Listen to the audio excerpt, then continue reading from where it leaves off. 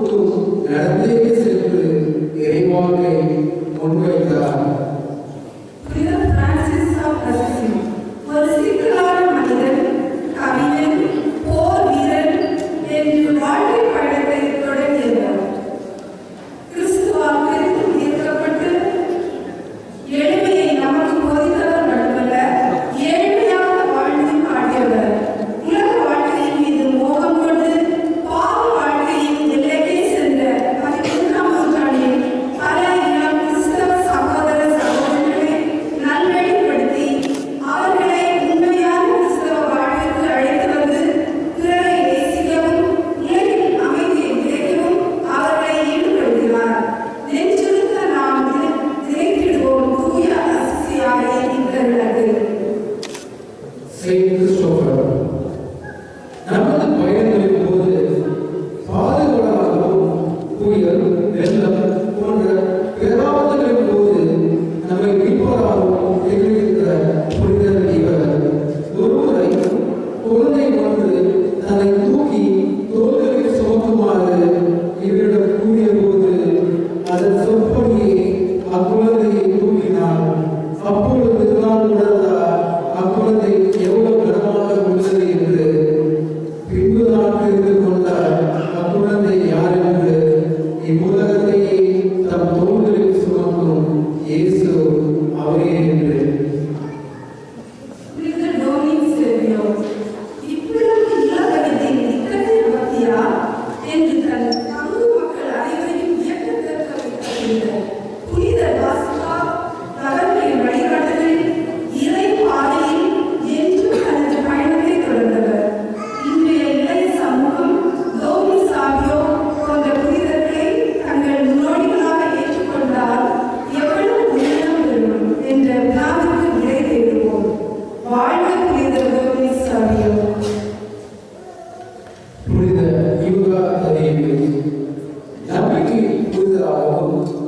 செயற்கரிய செயல்களின் போது நம்மை பாதுகாக்கும் புனிதராக திருச்சபை இவரை பெருமைப்படுத்துகிறது.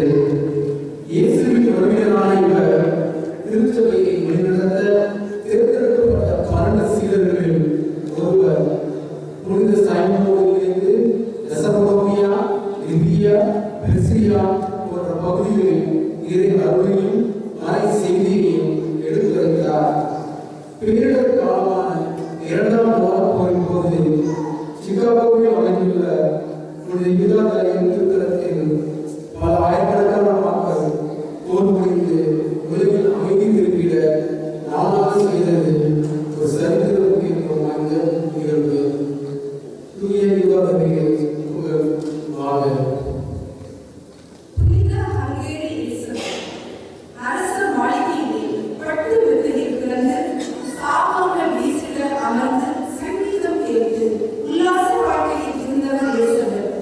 அவர் வளர வளர அவருக்குள் உறவிக் கொண்டிருந்த இறைபக்தி தீயாகவும் ஊற்றிலிருந்து புகிவரும் பெரிய நீராகவும் வளர்ந்தது. நீதிமன்றத்தில் உயர் பதவியில் இருந்தாலும் எளிய வாழ்க்கையாலும் பிறரை பேரன்பு செய்யும் குணங்களுக்காகவும் நற்சேவை புரியும் நகையாகவும் போற்றப்பட்டவர். நோயால் துன்புறுபவர்களுக்காக மருத்துவமனையில் ஆரம்பித்து தன் 24 வயதிலேயே இறக்கும் வரை தன் பணியை செய்து வந்தவர். தூய கங்கேரி எலிசபெத்தை நினைவு கூறி போற்றுவோம். ஒரு வயதான பெண்மணி இந்தியாவில் ஒரு நகரின் வீதியிலே ஒரு தொழில் அதிபரை வீட்டில் கொண்டு சென்று தான் நடந்த சேவை மையத்திற்காக ஒரு கையெழுத்தை யாசிக்கிறார். ஆம், கொச்சை மொழியில் சொல்வதென்றால் பிச்சை எடுக்கிறார். ஆணவமிக்க அந்த தொழிலதிபர் காலை முழுத்து அவர் கையில் துப்புகிறார். சங்கடமாயிருந்தார். ஆனால் சலித்துக் கொள்ளவில்லை, உடைத்துக் கொண்டார். ஆனால் போய்விடவில்லை. இந்த பரிசை எனக்காக எடுத்துக் கொள்கிறேன். பசியால் வாழும் என் மனைவிகளுக்கு ஏதாவது என்று மறுக்கையை நீட்டுகிறார் அன்னை தெரசா. வேறு என்ன சொல்வது? நாம் வாழ்ந்த காலத்தில் நம்மோடு வாழ்கின்ற இந்த இறைப்பிறவியை பற்றி. பெருநாடு பெற்றெடுத்த பேரழகி இசபெல்லா ஈமா என்ற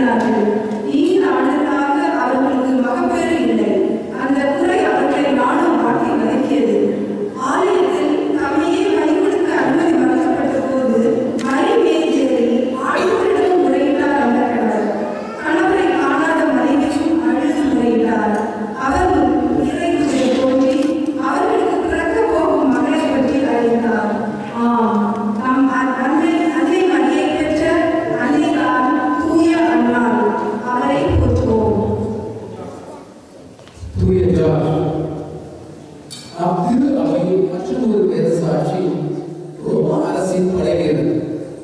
இவர் உலகின் பல நிலப்பகுதிகளில், முக்கியமாக நம் இந்திய தேசத்தின் நிலப்பகுதிகளில் பாதுகாவலராக திகழ்கின்றார்.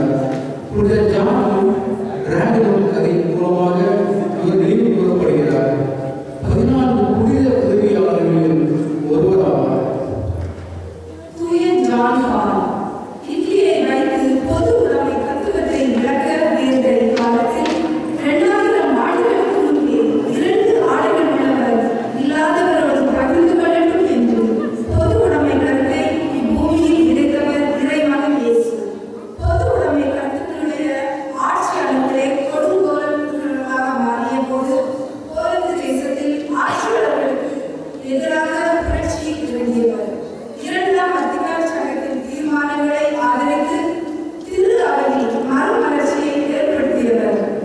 முதலாக நாம் தமிழகத்திற்கு வருகை தந்த அருட்தந்தை தூய ஜான் பால் மெரினா கடற்கரையில் கூடியிருந்த பல்லாயிரக்கணக்கான மக்களுக்கு தன் ஆசிரை வழங்கினார். செயின்ட் ஆக்னஸ் வீரா என்ற கவிதையில் நம் சமூக இந்து மதத்தின் கடவுளான கண்ணன் மீது அவர் கொண்டிருந்த சீரா அன்பு பற்றியும் நாம் அறிவோம்.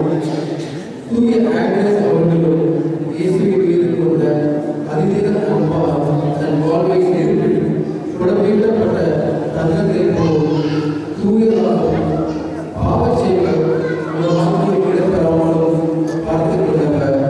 அவர் அறிவில் மயங்கி பலர் அவரை மனமுடிக்க விருப்பம் தெரிவித்தும் இயேசு ஒருவனே என் மணாளன் என்று அனைவரையும் தோற்கடித்தவர். புனித பதுவை அந்தோனியார் இறை கருத்துக்கள் படித்தவர்களுக்கும் பணக்காரர்களுக்கும் மட்டுமல்ல, வீதியில் உயர்ந்தவர்களுக்கும் விவசாயிக்கும் முகாந்திரம் இல்லாதவருக்கும் மூப்பர் இல்லாதவருக்கும் போய் சேர வேண்டும் என்று இறையியல் தத்துவங்களை எளிமைப்படுத்தினார். செல்வந்தரான இவர் எல்லாவற்றையும் விட்டொழித்துவிட்டு பிரான்சிஸ்கன் சபையில் துறவியாக இணைந்து இறை பணியிலும் நற்செய்தியை நல்வழியில் எல்லாருக்கும் எடுத்து செல்லும் பணியிலும் தன் வாழ்வை அர்ப்பணித்த தூய அந்தோனியார் கத்தோலிக்க மக்களின் அன்புக்கும் நல் மதிப்புக்கும் பாத்திரமானவர். செயின்ட் ஜான் 2000 ஆண்டுகளுக்கு முன்பே கடல் கடந்து வந்து நம் மண்ணில் கிறிஸ்துவத்தை முதலில் விதைத்தவர்.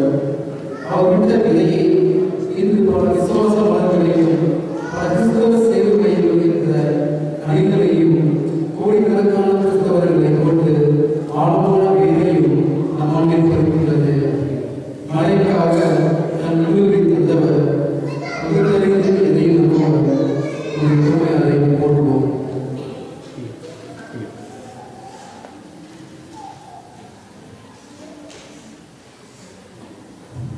Saint Pio. Saint Pio was born in 1887 in small town of Italy. His parents were poor but very faithful. He was originally named as Francisco Forte. As a young boy, he had the vision of God and spoke to him and angels. At 20 years of age, he joined the Capuchin Order and became priest at 23 years. He was known as a man of prayers and rosary. He led rosary for children as his legacy. The moves of Christ God appeared on Friday when he was just 20 years old. Finally, gave life to God and at 81 years of his age, during a mass offering, his last words were, "Jesus Maria," that is, Jesus, hear you.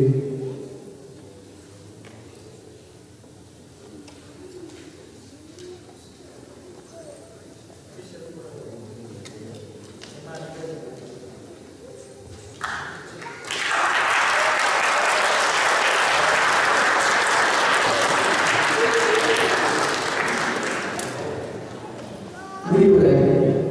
இனிய சமூகமே, நம் புனிதர்களின் வாழ்க்கையை நமது வழிகாட்டி நம்ப முடியாத உதாரணங்களாக இவ்வுலகில் வாழ்ந்து சாதித்து சரித்திரம் படைத்துள்ளவர் நம் புனிதர்கள். பல தங்களுக்கு துச்சமன மதிப்பு மறைசாட்சிகளாக மறைந்திருக்கின்றன. துன்ப அம்புகளை துணிவுடன் நெஞ்சில் ஏந்தி இறுதி சந்நிதியில் இன்பம் அடைத்தவர்கள். நம் வாழ்க்கை பாடமாக அவர்களை நம் வாழ்வின் வழக்கமாக மாற்ற இளைஞர்களை தொடர்ந்து கொண்டாடுவோம். இந்த மாபெரும் புரிதல்களை நம் கண்முன் நிறுத்திய யூடிசியின் செல்வ செல்வங்களுக்கு நன்றிகள் பல.